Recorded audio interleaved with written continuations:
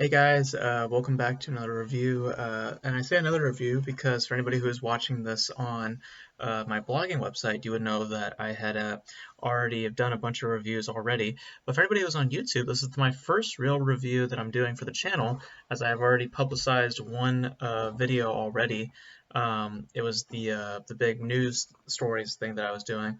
Um, if you go to my blogging website, which is provided in the description box below, I've done a ton of reviews already for other movies as well.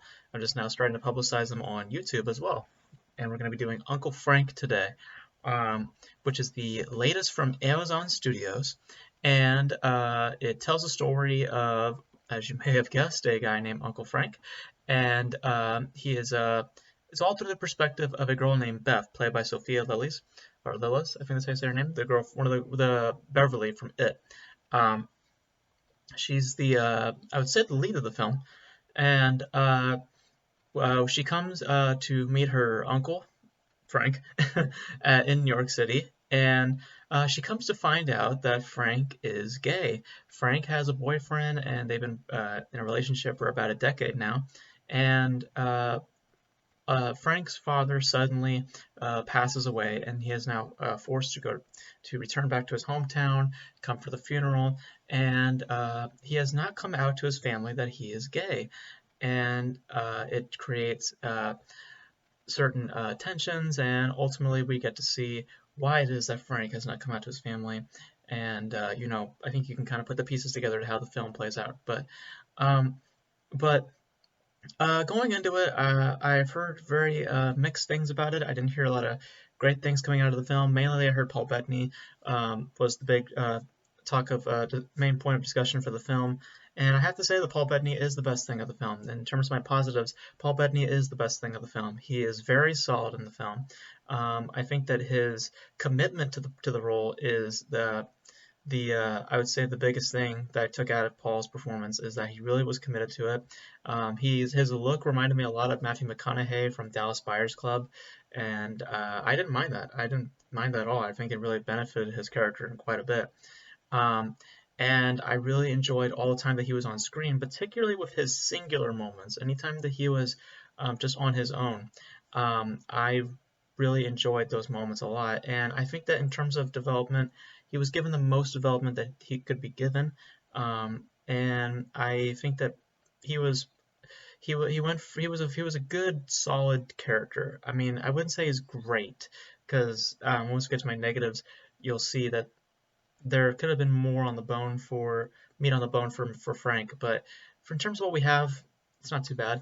Um, the other performances I think are fine. Sophia at times is a little strange. I think that her expressions at one point kind of don't benefit certain scenes, but she was fine. And same with the Frank's boyfriend. I thought he was charming enough, so I thought that the trio was fair. I do think, though, as we now get to my negatives, the trio did lack chemistry together. I don't think that they worked together, particularly with Sophia Lillis and Paul Bettany. I don't think that they meshed well together.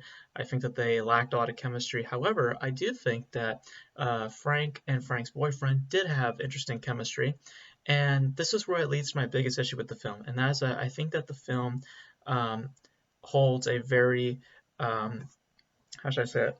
The film holds a bad perspective.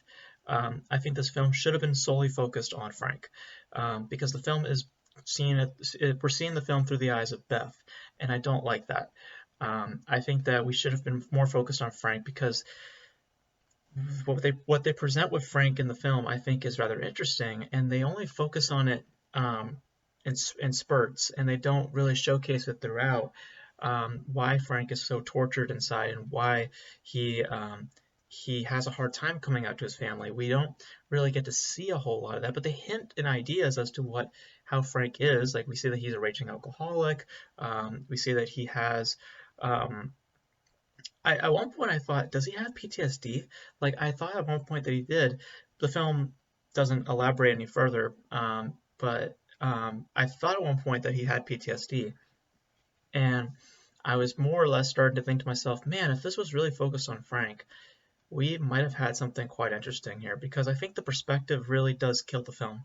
I think that it was more solely focused on Frank, and allowing Paul to have much more time to showcase his performance. I think that we might have had a much more better film in our hands, but since it is through the perspective of Beth, it becomes rather mediocre, to be honest. Um, so I think narratively it's unsatisfying. I don't think that the choice of perspective was a good one, and also from technical points of view, I think that the film is rather distracting in terms of its focus. There's this. I know that um, there's this weird blur effect that some films do to showcase a certain point, and I thought that that's what was happening on like maybe like an illusion type deal where it feels like you're tripping out. Maybe like we're seeing like a person a little bit drunk or something like that. And I thought at one point that that's what the film was doing to showcase this type of blur effect, but that's not what it is.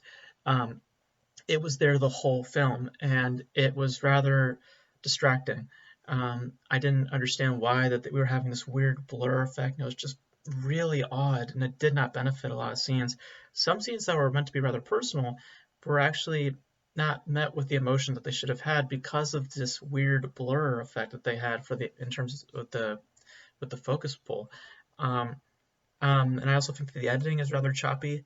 I think it does not benefit a lot of scenes. As also with the pacing, I think that the pacing is very uneven, and it creates a very surface level uh, project. It does not really go in much more in depth because of the, I would say, more or less how it's told versus how it's presented. Um, but um, I do think that Paul Bettany is the reason you see the film, and I don't think it's necessarily a film that you should pass up on. I think that Paul Bettany's performance is something to watch. I think that is a good performance. I do think, however, though, from a lack of a good perspective and from some really odd technical choices, it does bring the film down to something that could have been rather interesting and could have been honestly a very fascinating character study to a very typical uh, uh, family drama that holds some glimmers of what it could have been, but all it is just a lot of surface level ideas and a very how do you say it, a film that held a lot of potential. It's a film that you watch and you go, damn, there could have been more to that. There's something more to what it could have been, and what we got, it's fine. It's average. It's mediocre. You can watch it and you'll forget about it, but it's worth a watch if you like Paul Bettany. But it is something that is just more or less, I wouldn't say disappointing, but underwhelming.